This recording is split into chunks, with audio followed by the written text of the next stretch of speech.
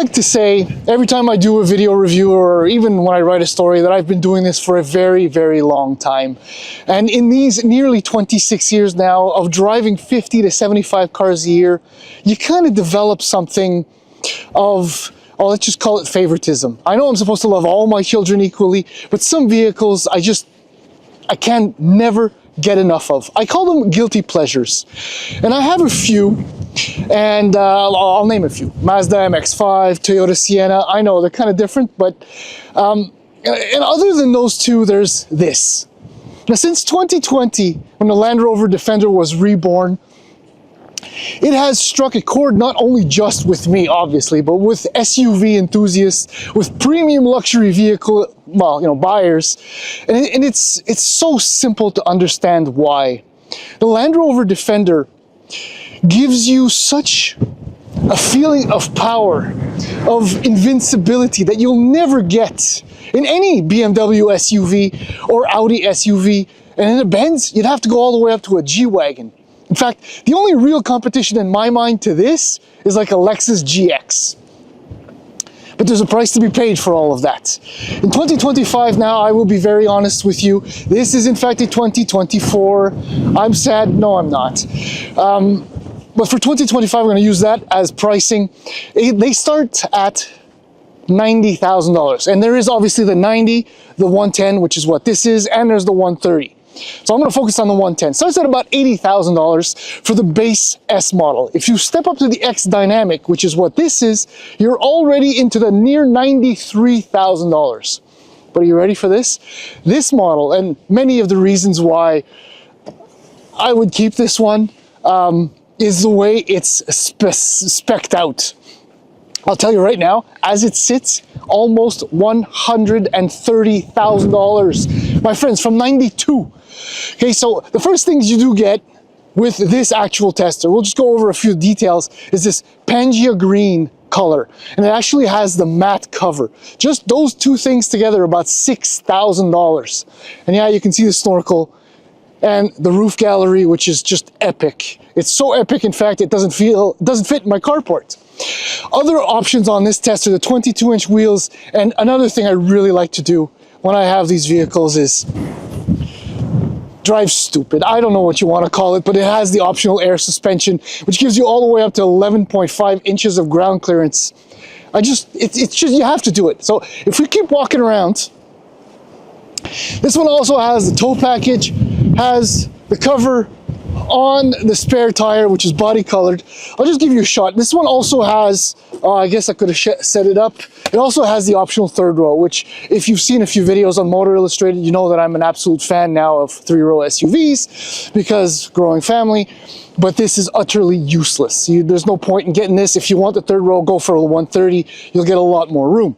But decent trunk, obviously lots of space, and I love the wide opening. This also has an onboard air compressor because Defender, you don't mess around. It also has, as it gets windier, and I'm about to be blown away, it's got the side cargo box, which is another useless thing. I guess you can put moccasins in there for some reason. But I just want you to walk with me, and I've also got the rock rails, which are useless as running boards. But it's got also the decals, it's got the blackout package. It is just, you have to agree with me, this thing looks epic. And that's not just, it's not just that. It's the impression you get, or the feeling you get when you're driving around while it's so windy. A Land Rover or a Defender, at least in my opinion, if you're gonna go premium SUV, you gotta go Land Rover or Range Rover. Anyhow, before I'm completely blown away, bask in the greatness of this SUV, available since 2020, pricey, but it actually gets better once you get behind the wheel and we look inside. So let's do that right now. Okay, I know I said that the third row was useless, but I decided I'll just show you. It's really not for adults. But the good news is with this trim, actually, you get 3 rows of heated seats. But even for the kids, there's really no room back there. So if you want to punish one of them, that's what you do. But when it comes to actually seating adults, it's next to impossible to beat. As I said, useless, completely useless. Okay, So you can easily sit 3 across in here. Even with the kids seats in place, you can fit, I think, a normal sized adult in the middle. But the reason why you're in here is for the view and the comfort. The seats, the 3rd row bench is actually very plush, and I love this material. It's fabulous. Lots of room, and it's the fit and finish. I mean, if you just look at the door cards, to me that's always an indication of how serious an automaker is when they give you different surfaces. You know, I love the bolts, beautiful stuff, actual wood, Meridian audio with the speaker grills. It's just beautiful, and the storage, and it gets better when you get up front. How cool is that? No, seriously, huh? Snorkel. I'll tell you later. Okay, so yeah, multi-way adjustable seats, obviously, in the leather, and what I do love too is the storage. I mean, Land Rover really thought it through. I mean, they want to give you a premium experience, and they give you even a handle here, though. Another thing that's kind of useless, it should be up here, but you know, it looks good. We'll give them that. Plenty of storage again, you know, down on the sides. The only downside, I think, maybe to the whole thing is it's only a 10-inch screen. Standard is what you get, a 10-inch touchscreen, and there's a 12.3-inch digital IP. But otherwise, it gets a little bit complicated. Okay, so this is your central physical nervous system as opposed to the 10-inch display. So here are the things you need to know. When it's really cold like this, obviously a temp gauge for the 2 zones in the front. If you want your heated seats, you got to press on the button, and then you could rotate the wheel to get the intensity you want. Same thing for the cooled seats in the other direction. That's one. Oh, this is the most important as far as I'm concerned. Suspension height adjustment. The other thing, fan speeds. You got to press the little button because otherwise it'll be temp. So see, you have your fan speeds that you can control there. That's not all now. Now, if you go back up here, this is where you have the wheel for your drive modes, which will appear in your screen and down here.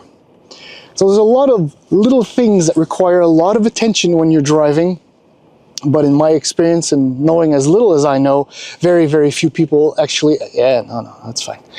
Few people will actually ever venture out of eco or comfort, because I don't think many people are going to take their Defender jumping sand dunes.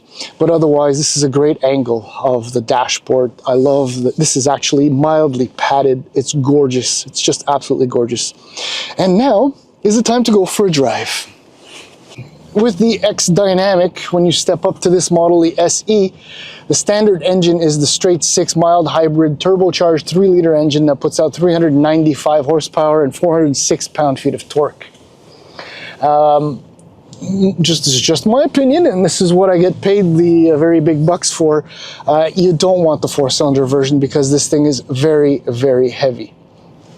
But the straight 6 is powerful enough to get this well, over 5,000 pound SUV up to 100 kilometers per hour in just over 6 seconds, which is plenty of power. Fuel consumption, we don't speak fuel consumption when you're in this price range, so I won't say anything else.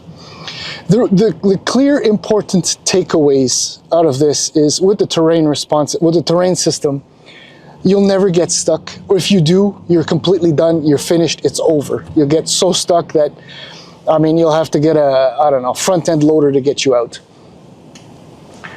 But the beauty, knowing that this is such a hardcore off-roader, is that at the other extreme, it is so smooth, so quiet, and to give it that to the air suspension. And if you do want to goose it, the straight 6 actually sounds really, really good.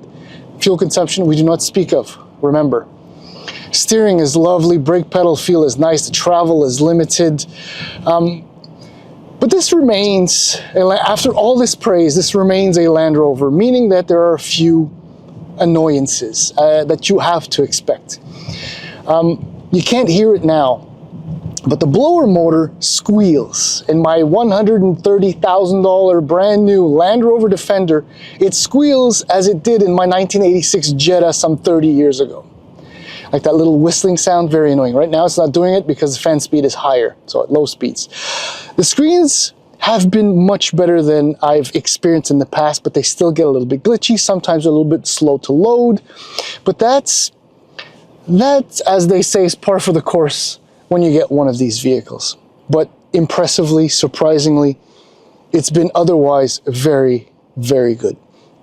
as I said before, X5 or GLE, to me, they're not on the same scale of premium robustness, of just that visual and sensory appeal. Yes, maybe, you know, a BMW dashboard is a little bit nicer than this, but you can't beat a Land Rover or Range Rover. I mean, the GX, the new one I haven't driven, I know that it'll be just as good off-road, but again, Land Rover, Range Rover, there's just such an appeal. That's why it's one of my absolute favorite guilty pleasures.